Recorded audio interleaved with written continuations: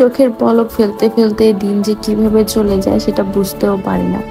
আমার বাচ্চাটা সেদিন আমার কোলে আসলো আর আজকে চোখ খুলেই দেখি 3 মাস হয়ে গেছে। যত দিন যাচ্ছে আমাদের বাচ্চার সাথে কিন্তু আমাদের বন্ডিং আরো বেশি সুন্দর হচ্ছে।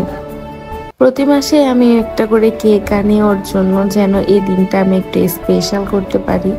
কেক ওর সামনে রাখার পরেই কেকটাও একটু নষ্ট করে ফেলছিল।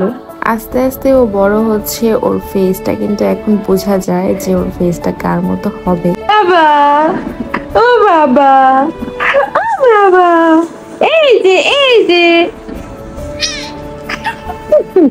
আর এখন সবাই ওকে দেখেই বলে যে ও নাকি ওর বাবার মতো হয়েছে। আমার খুব হিংসে হয় যে এটা ভেবে 9 মাস আমি কষ্ট করলাম আর এখন তুমি ক্রেডিট নিয়ে নিচ্ছ যে তোমার মতো হয়েছে, তোমার মতো হয়েছে।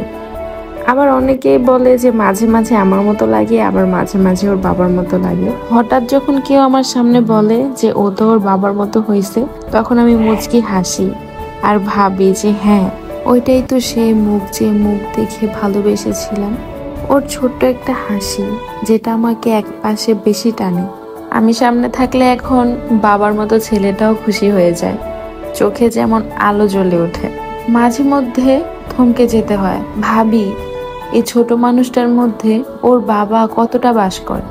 আর তখন মনে হয় যেন আবারও ওকে ভালোবাসার সুযোগ পেলাম এই ক্ষুদ্র মিষ্টি অপূর্ব রূপে। আজকের দিনে কেকটা নষ্ট হতে হতেই শেষ হলো। আজকের এই সুন্দর স্পেশাল দিনটা কিন্তু আরো বেশি সুন্দর করেছিল এই কেকটা। আর এই কেকটা আমি নিয়েছিলাম মাউথ ওয়াটারিং কেক পেজ থেকে। যারা যারা চাও এখনই অর্ডার করে নাও, নারায়ণগঞ্জের মধ্যে কিন্তু হোম ডেলিভারি দেওয়া হয়।